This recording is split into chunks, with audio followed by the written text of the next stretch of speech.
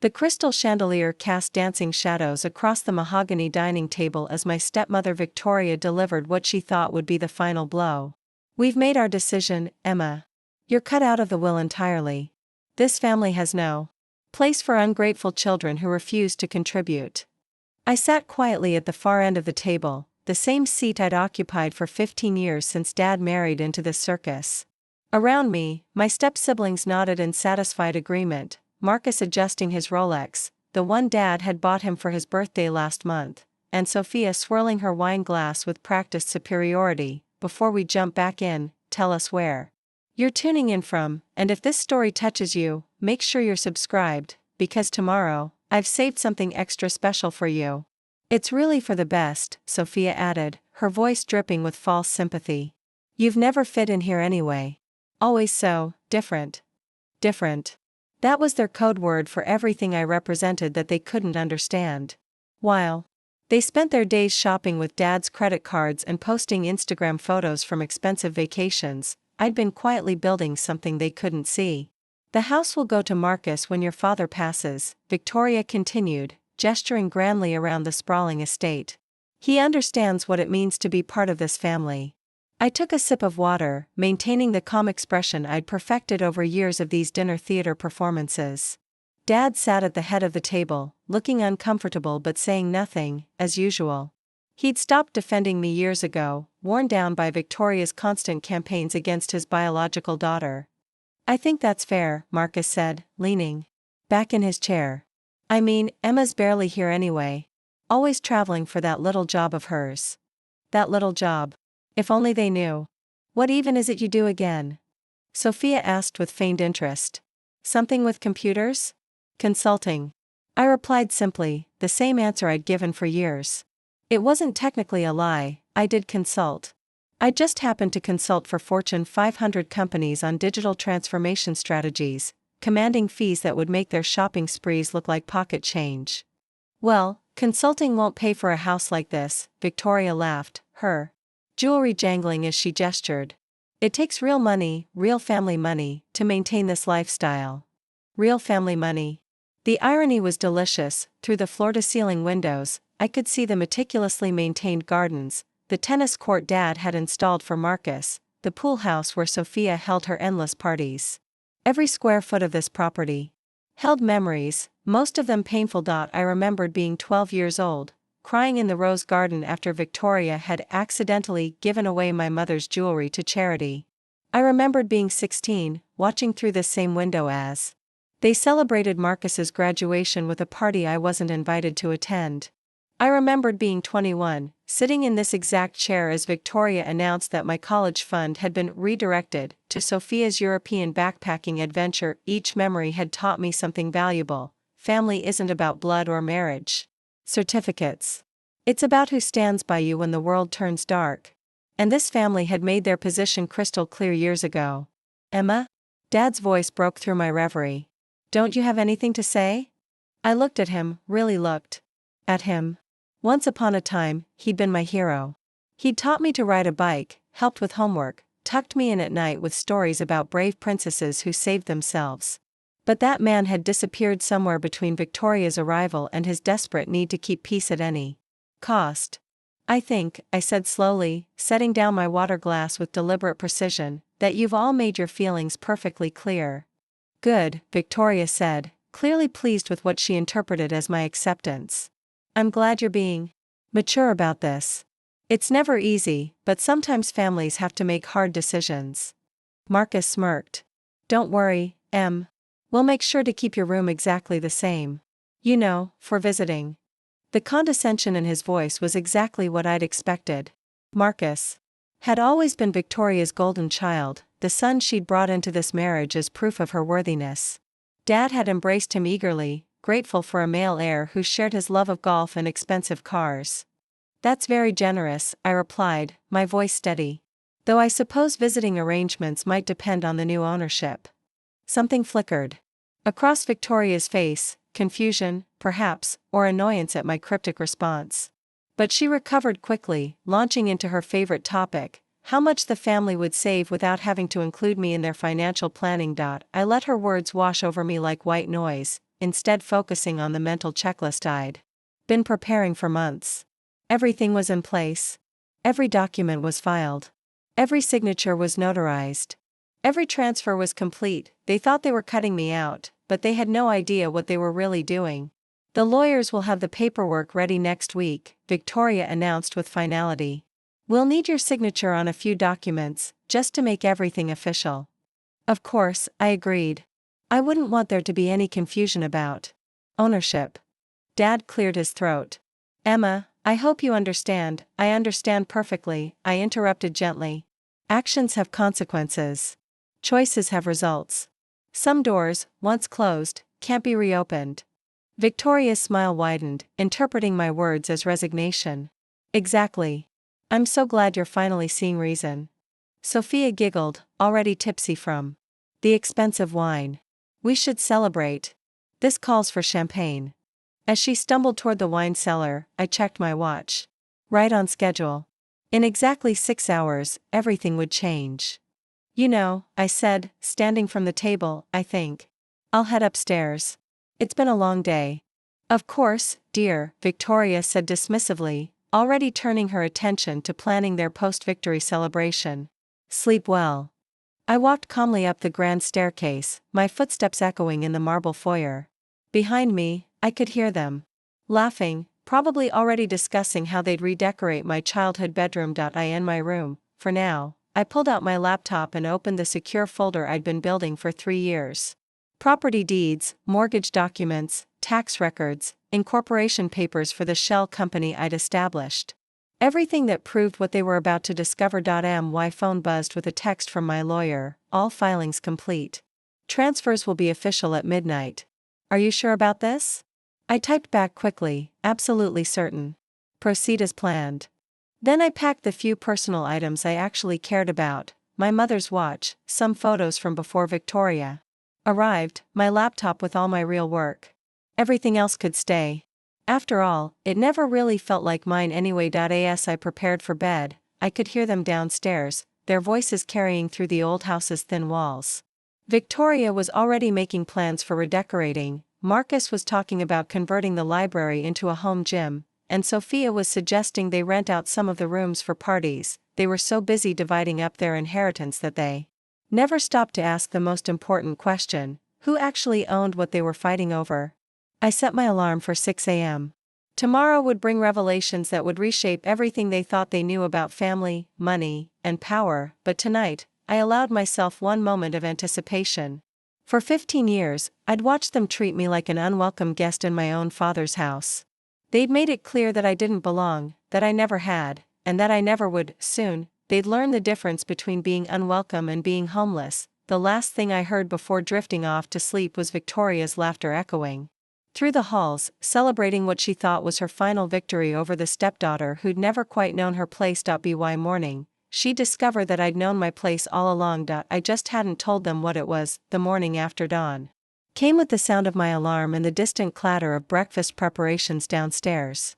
I dressed carefully, a simple but well-tailored navy dress that projected quiet authority. Today wasn't about making a statement with fashion, it was about making a statement with facts. I found them exactly where I expected, clustered around the kitchen island, Victoria holding court with her morning coffee while Marcus scrolled through his phone and Sophia nursed what was clearly a spectacular hangover. Morning, Emma, Dad said without looking up from his newspaper. Sleep well? Very well, thank you.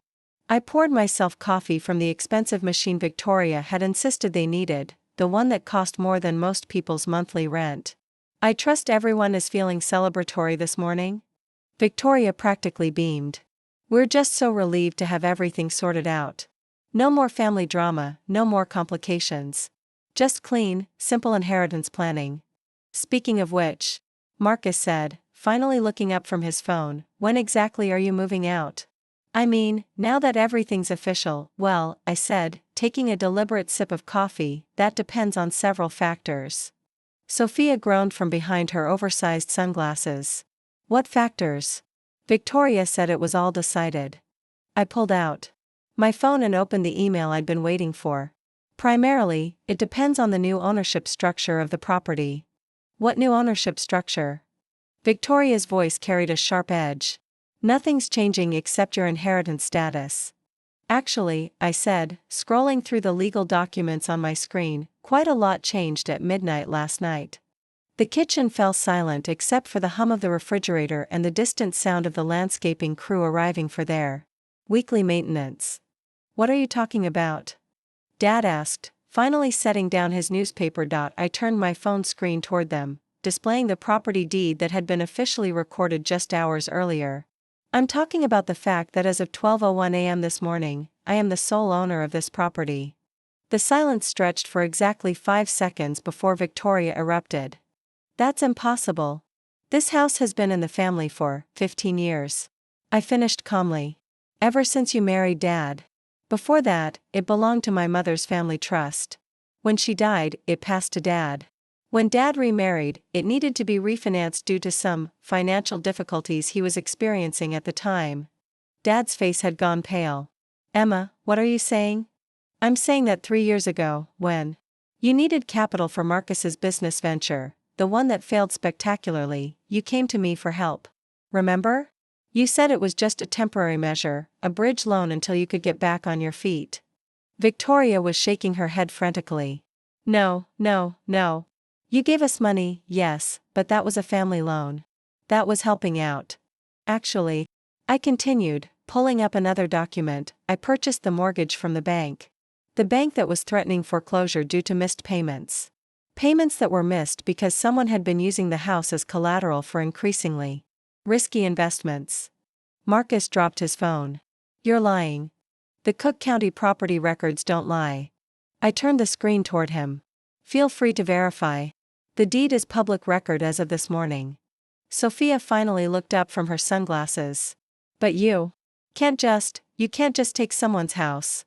I didn't take anything, I corrected. I bought it. Fair and square. At full market value, actually, which was quite generous considering the financial position you were in at the time. Dad's voice was barely a whisper. But the loan, you said it was a family loan. No, Dad. You wanted it to be a family loan. I said I would help, and I did. I helped by purchasing your debt and offering you extremely favorable repayment terms. Terms which, according to my records, haven't been met in 18 months. I pulled out a folder I'd prepared earlier and spread the documents across the kitchen island.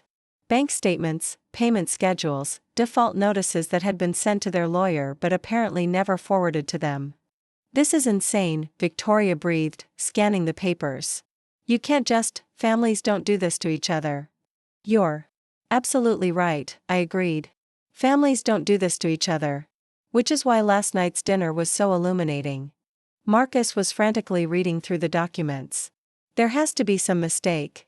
Some legal loophole or, I had 3 law firms review everything before proceeding, I interrupted. Everything is completely legal and binding. The house, the grounds, all of it. Mine. But where will we live? Sophia asked, her voice rising to a near panic. Well, I said, checking my watch, that's really not my problem anymore, is it? You made it very clear last night that I'm not family. That I don't belong here. That I never have. Victoria lunged for her purse, pulling out her phone. I'm calling our lawyer. This is theft, this is fraud, this is consequences, I said firmly. You spent 15 years treating me like I was tolerated at best. You gave away my mother's jewelry, redirected my college fund, excluded me from family events, and made it crystal clear that I was unwelcome in my own childhood home. Dad finally found his voice. Emma, please. If we've made mistakes, if. The word came out sharper than I'd intended. Dad, you sat there last night and let them cut me out of the family entirely. You didn't say a word when Victoria announced I was being disinherited. You've spent 15 years choosing them over your own daughter, and now you want to claim it was a mistake. The truth hung in the air like smoke. Years of accumulated resentment, disappointment, and betrayal crystallized into this single moment. Victoria's lawyer had answered her call. I could hear his confused voice through the phone as she frantically tried to explain the situation, her words tumbling over each other in increasing desperation. He wants to speak with you, she said, holding out the phone with a shaking hand. I declined with a gesture. My lawyer will contact him with all the relevant documentation. I'm sure they'll have a lovely conversation about property law and default procedures. Emma, Dad tried again, surely we can work something out. Some kind of arrangement. You mean like the arrangement where I'm cut out of the family but still expected to provide free housing? I asked. That seems like the kind of deal you've grown accustomed to. Marcus was pacing now, his usual swagger replaced by naked panic. This is revenge. This is some sick, twisted revenge plot. No, Marcus. Revenge would be vindictive. This is justice. There's a difference. I finished my coffee and rinsed the cup in the sink, then turned to face them one final time. You have 30 days to vacate the premises, I said, my voice calm and professional. That's actually more generous than Illinois law requires for default situations, but I'm feeling charitable. 30 days? Sophia shrieked. We can't pack up an entire house in 30 days. Sure you can. After all, according to Victoria, it takes real money to maintain a lifestyle like this. I'm sure your real money will help you find somewhere else to live. Victoria was crying now, her perfect makeup streaming down her cheeks. Emma, please. We can fix this. We can be a real family. We could have been, I agreed sadly. But you made it clear that was never what you wanted. You wanted a daughter you could control, diminish, and ultimately discard. Well, congratulations. You've successfully discarded me. I picked up my purse and headed toward the door. Where are you going? Dad called after me. To my attorney's office. We have some paperwork to finalize regarding the transition of ownership. Don't worry, I'll have movers come for my things this afternoon. But Emma, he tried one more time, this is your home. I paused at the threshold and looked back at the family that had never felt like family, standing in the kitchen of the house where I'd never felt welcome. No, Dad. This is my property. Home is something entirely different. And with that, I walked out of their lives forever, leaving them to discover what it felt like to be the ones who didn't belong behind me. I could hear Victoria's sobs, Marcus's cursing, and Sophia's desperate phone calls to friends who might take them in. But mostly, I heard the sound of their comfortable world crumbling, a sound 15 years in the making. Outside, the morning sun felt warmer than it had in years. After all, there's nothing quite like the satisfaction of watching someone reap exactly what they've sown. Up next, you've got 2 more standout stories right on your screen. If this one hit the mark, you won't want to pass these up. Just click and check them out. And don't forget to like, subscribe and turn on the notification bell so you don't miss any upload from us.